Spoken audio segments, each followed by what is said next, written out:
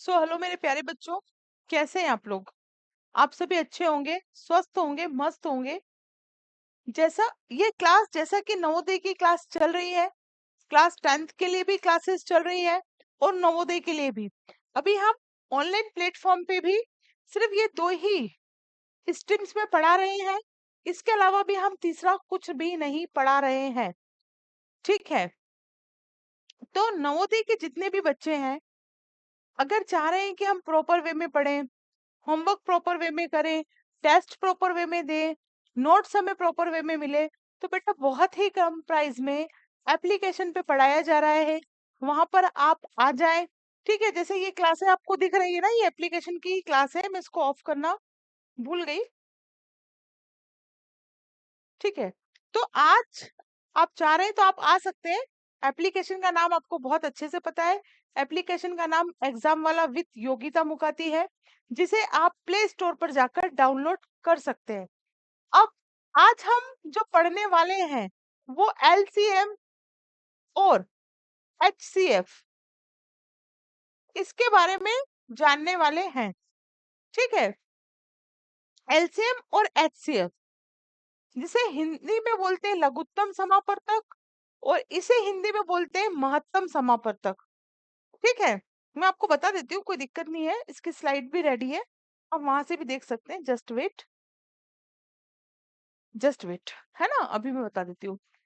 तो दिखने में ये चीजें जितनी सीधी लगती हैं, अरे लघुत्तम समापवर्तक के निकाल लेंगे हम कर लेंगे, नहीं। क्या आप जानते हैं लघुत्तम समापवर्तक को निकालने के लिए कितनी मेथड है? क्या आप जानते हैं एचसीएफ को निकालने के लिए कितनी मेथड है? अगर दो मेथड है तो दोनों मेथड में डिफरेंस क्या है? क्या ये चीजें आपको पता है? आपको नहीं पता, है ना? अगर पता है, मैं मतलब ये नहीं बोल रही हूँ आपको नहीं ही पता, डैम श्योर नहीं बोल रही हूँ, लेकिन आपको नहीं पता तो वही सिखा रही हूँ मैं, ऐसा कहना चाह रही हूँ। नहीं तो किसी की भावना आघात हो जाए, है ना। अभी डिनर का टाइम है, रात को तकरीबन 9:30 बजे ये वीडियो शूट कर रही हूँ, 9:15 बज रही है ना। तो खाना नहीं खाओ ना, मम्मी पापा माथे आ जाए, अरे कौन सी मैडम है, क्या है। देखो, ये जो क्लास है, एप्लीकेशन की क्लास में पढ़ा चुकी हूँ, ये यूट्यूब की क्लास है। मैं महत्तम समापवर्तक लघुत्तम समापवर्तक पढ़ाने के पहले, ये टॉपिक हमारा एक्चुअली लेसन 4 चल रहा है वहां पर, लेकिन ये आपके लिए जो टॉपिक है ये बहुत ही इम्पोर्टेंट टॉपिक है। इसका रीजन ये है कि यह एक ऐसा टॉपिक है जिसमें पिछले 10 सालों से क्वेश्चन पूछे गए हैं। एक भी साल पिछले 10 सालों से ऐसा नहीं गया कि यहाँ से क्वेश्चन नहीं आया हो। अगर आप गौर फरमाएंगे, 2015 तो 2 क्वेश्चन, 2016 तो 2 क्वेश्चन, 17 में एक, 18 में 2, 19 में 2, 2020 में, हर साल क्वेश्चंस आए हैं इसमें। और मान के चलिए, लिख लीजिए कि इस साल भी 3+ क्वेश्चन यहाँ से रहेंगे, जो कि बहुत बहुत बहुत अहम भूमिका निभाते हैं। 20 से 22 चैप्टर आपका सिलेबस बटा हुआ है। ठीक है, अब आप क्या सोच रहे हो, 3 क्वेश्चन के लिए मेहनत करें तो बेटा इतना ही आएगा, एक चैप्टर से एक आया, किसी में से नहीं आया। लेकिन ये तो इतना दमदार चैप्टर है कि यहाँ से क्वेश्चन पूछे ही जाते हैं, तो ये तो बहुत अच्छे से हमें आना चाहिए। मैं फिर कहना चाहूंगी बेटा कि एप्लीकेशन पे बहुत रद्दी के भाव में सिलेबस पढ़ाया जा रहा है। वहाँ मैराथन क्लास, एमसीक्यू क्लास भी आपकी प्रैक्टिस को स्ट्रॉन्ग कराने के लिए चल रही है। तो 511 रुपए में कोई धन नहीं लग रहा है आपका, आप वहां से इसको ले ले, क्योंकि दो दो क्लास तो बेटा मैं भी नहीं ले पाऊंगी, है ना, इतना समय नहीं है। तो फिर भी मैं कोशिश करती हूँ कि मैं आपको कुछ ना कुछ वीडियो के द्वारा, वीडियो क्लास के माध्यम से समझा सकूं। ठीक, तो हम जो पढ़ रहे हैं एलसीएम और एचसीएफ के बारे में। हर साल यहाँ से क्वेश्चन आया है। आज हम जानेंगे लघुत्तम समापवर्तक के बारे में। लघुत्तम समापवर्तक निकालने की एक्चुअली बेटा दो मेथड है ना, दो मेथड है।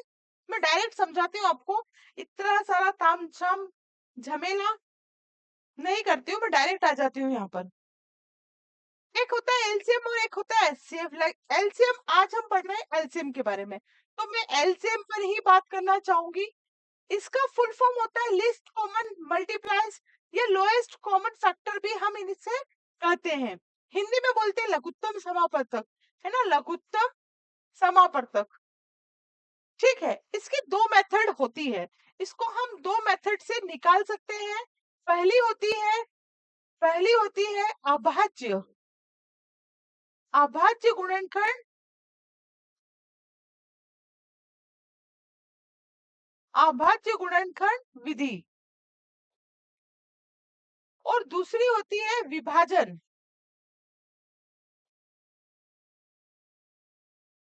विधि, या भाग विधि भी बोलते हैं इसे। ठीक है, अगर इंग्लिश में बात करें तो इसको बोलेंगे प्राइम फैक्टराइजेशन मेथड। और अगर इसकी बात करें तो ये होती है डिविजिबल मेथड। ठीक है, इतना समझ में आया कि एलसीएम निकालने की दो मेथड होती है, फैक्टराइजेशन मेथड होती है और एक डिवीजन मेथड होती है। हिंदी में बात करें तो एक गुणनखंड विधि होती है और एक विभाजन विधि होती है। अब इन दोनों में डिफरेंस क्या है मैं आपको ये समझाती हूँ। किसी भी नंबर का अगर आप एलसीएम निकाल रहे हैं, हम एलसीएम पढ़ रहे हैं, एचसीएफ नेक्स्ट वीडियो में पढ़ेंगे, लेकिन मैं यहाँ पर एक बात आपको और क्लियर करना चाहूंगी कि जिस तरह एलसीएम निकालने की दो मेथड होती है, ठीक उसी तरह एचसीएफ निकालने की भी दो मेथड होती है, और वो दोनों मेथड के नाम भी यही है। ठीक, ताकि इतना तो क्लियर हो जाए आपको। ठीक है, आज हम क्या पढ़ रहे हैं, आज हम पढ़ रहे हैं एलसीएम। क्या पढ़ रहे हैं, एलसीएम। ओके, क्या पढ़ रहे हैं बेटा, एलसीएम पढ़ रहे हैं कि नहीं, बोलो यस, बोलो यस मैम। आज हम पढ़ रहे हैं एलसीएम।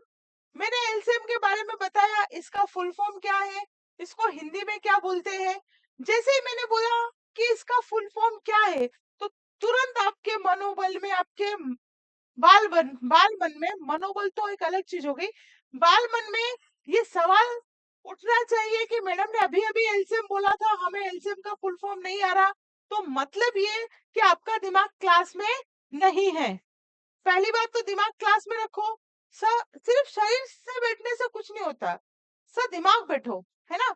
अपन मेंटली भी वही रहो और फिजिकली भी वही रहो। तो हम बात कर रहे हैं बेटा एलसीएम की। 2 मिनट में आप एलसीएम समझ जाओगे, सिर्फ 2 मिनट में, सिर्फ 2 मिनट में दोनों विधि समझा दूंगी। सिर्फ दिमाग यहाँ रखो। जैसा कि मैंने कहा, इसकी दो मेथड होती है। किसी भी नंबर का अगर हम एलसीएम निकालते हैं, मान लीजिए हमें दो नंबर दिए हुए हैं, अब इसे इसका हमें एलसीएम निकालना है। तो अगर मान लो बोल दिया भाग विधि से निकालो, या हमें बोल दिया कि गुणनखंड विधि से निकालो।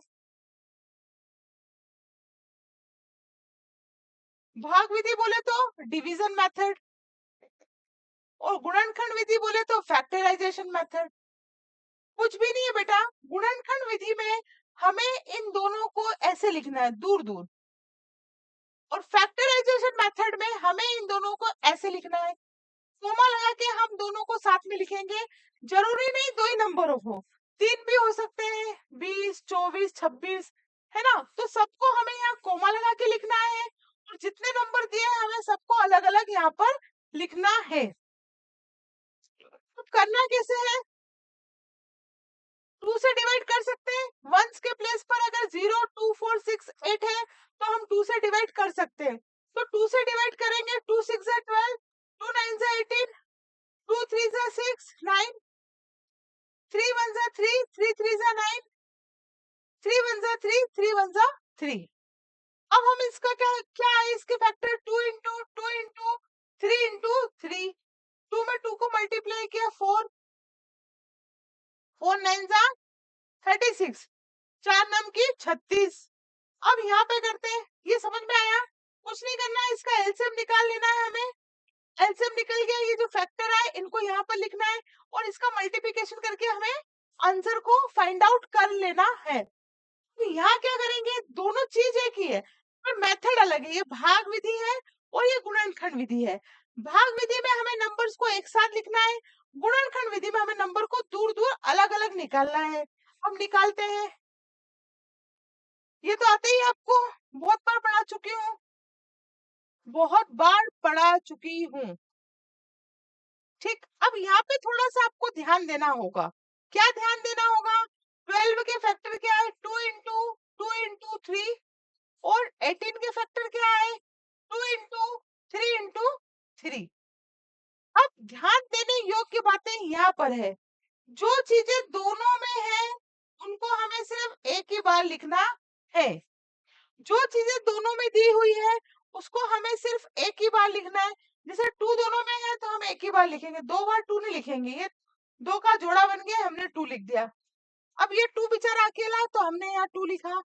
ये भी थ्री बेचारा अकेला तो इसको हमने यहाँ लिख दिया कि तू टेंशन मत ले, अकेला तो भी हम तेरे को बिठाएंगे। और ये थ्री का जोड़ा बन गया, इसको हमने यहाँ लिख दिया। तो वही बात हो गई, वही आंसर आ गया। एलसीएम आप किसी भी मेथड से निकालो, आंसर सेम आएगा। बस यही दोनों में डिफरेंस है। दैट्स इट, कोई बड़ी चीज नहीं है। गुणनखंड करके निकालेंगे तो अलग अलग लिखना है, भाग विधि में सेपरेट लिखना है। अगर चाह रहे इतना भी आपने पढ़ा तो 10 डिजिट बनाओ बेटा अपने मन से, ऐसे लिख लो कि 16 18 तीन तीन की भी लिख सकते हैं अपन, है ना, कुछ भी लिख लो जो आपको अच्छी लगे, 20 40, और करो दोनों मेथड से सवाल को सॉल्व। कैसे नहीं आएगा सवाल, सवाल की हिम्मत ही नहीं कि वो नहीं आए। ठीक, अब हम नेक्स्ट क्लास में, आज हमने सीखा एलसीएम, नेक्स्ट क्लास में सीखेंगे हम एचसीएफ। मेरी माने तो घर पे आ जाए, बहुत अच्छी प्रिपरेशन चल रही है। नहीं तो जितनी सेवा मेरे से यूट्यूब चैनल पे बनी उसके माध्यम से भी मैं देती रहूंगी।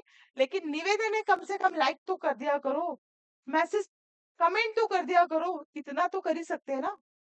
ठीक, तो नेक्स्ट वीडियो में हम बहुत जल्द मिलेंगे। तब तक के लिए जय हिंद जय Bharat, thank you very much.